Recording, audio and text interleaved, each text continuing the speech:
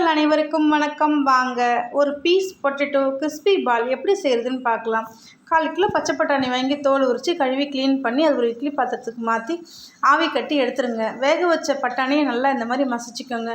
இவங்க கூடவே 3 medium size உருளைக்கிழங்கு அவங்களையும் நல்லா வேக வச்சு மசிச்சு இவங்க கூட சேர்த்துக்கோங்க. கூடவே 10 பல்லு பூண்டுங்க நல்லா பொடியாக நறுக்கி இவங்க கூட சேர்த்துருங்க. இவங்க கூட சேர்த்ததுக்கப்புறமா இவங்க கூட தேவைக்கேற்ப மஞ்சள் தூளுங்க, தேவைக்கேற்ப உப்பு, தேவைக்கேற்ப காஷ்மீரி சில்லி பவுடருங்க, தேவைக்கேற்ப கரம் மசாலா சேர்த்துக்கோங்க, கொஞ்சமாக அரிசி மாவு சேர்த்துக்கோங்க.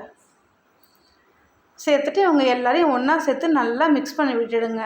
நல்லா மிக்ஸ் பண்ணிவிட்டு குட்டி குட்டி பாலாக உங்களுக்கு எந்த சைஸ் வேணுமோ அந்த சைஸ்க்கு எல்லாத்தையும் உருட்டி எடுத்துக்கோங்க. நான் கார்ன்ஃப்ளவர் மாவு கொஞ்சமாக தண்ணி விட்டு கரைச்சி வச்சுருக்கேன். அவங்கள போட்டு ஒரு டிப்பு, ரஸ்க்கு வாங்கி பொடி பண்ணி வச்சுருக்கோங்க. அவங்கள ஒரு டிப் பண்ணிவிட்டு நல்லா எண்ணெய் காய வச்சுக்கோங்க.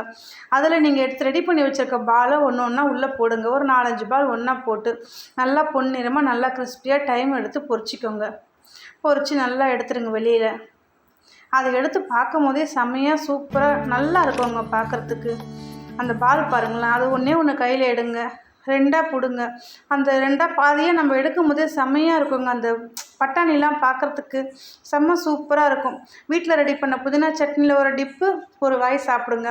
வீட்டில் ரெடி பண்ண மைனஸில் ஒரு டிப்பு ஒரு வாய் சாப்பிடுங்க. எங்கள் வீடியோ பிடிச்சா லைக் பண்ணுங்கள். எங்களுக்கெல்லாம் சப்ஸ்கிரைப் பண்ணி